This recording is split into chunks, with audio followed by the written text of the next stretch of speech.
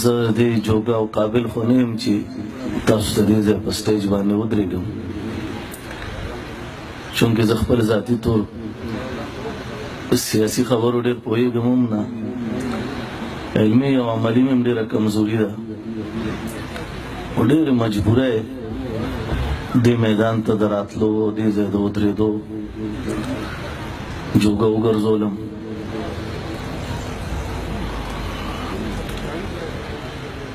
زه نن سهار کلي نه را روانېدم، یوازې وم، ملګري ما ته دلته بل ځای کې ولاړ و،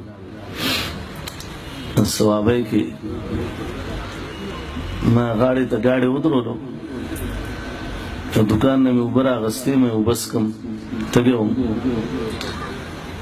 چې څنګه ګاډي کې واپس کېناستم نو یو هلک تېرېدو، موټرسایکل باندې جنډې م لګولې وه، ما ګاډي رنګ تور دی، ما ته وایي صاحب څنګه یې؟ مې خیر دی، لږه سپینه پټه دې ورسره پې نه لګوله؟ ما ورته وایي مې اوبه لګوو انشاءالله، مې الله توفیق راکړي اوبه لګوو. ما ته وایي او دغه شیطانت خو تاسو نه وځي.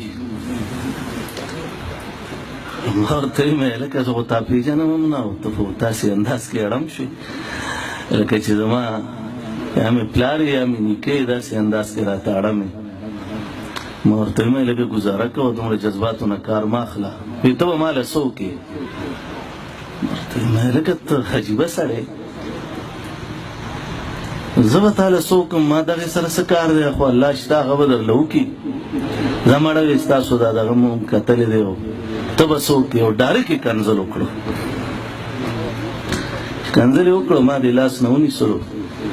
ما ورته وایي دا یو خبره ذهن کې کېده، هر سړي ته چې کله خبره کوې او چا سره مخامخ کېږي نو لږ هغه اندازه لګوه.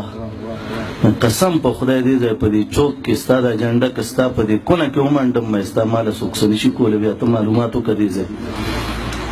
مې ته د یو سړي شرافت نه دومره غلطه فایده چې مې ته ما ته ډایرکټ د مور کنځل وکړو، ته دومره لوی شوې.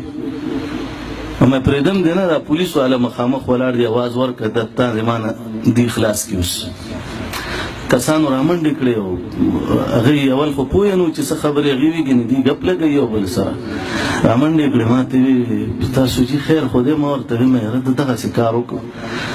هغه ته بیا وایي کمقل بچیه، سړي سړي ته ګوره، هغه کار به سره وکړي، وایي ستا پلار ته هم تپوس نشي کولی. او په دې کې پلار راغی، چې پلار یې راغی ما ته وایي چې تاسو فلانکې یم، او په دوی زوی را باندې کړې، دومرې ووالو دومرې ووالو. او پلار یې ویې دا دغه طیب له دې ځي، او دا ورته هغه دا چلونه ښیي شي، او هغه ورته ویلي دي چې دغه جنډه چې ده بس دا شنه او سره نو دی چې دی نو دا په حق باندې دي، او دا مولیان ټول په ناحقه باندې دي. ما بیا هغه پلار ته ویې مې یا لکه مونږ خو چېرته ستاسو د هغه عمران خان نوم هم نه دی اخیستی، زه خو سیاسي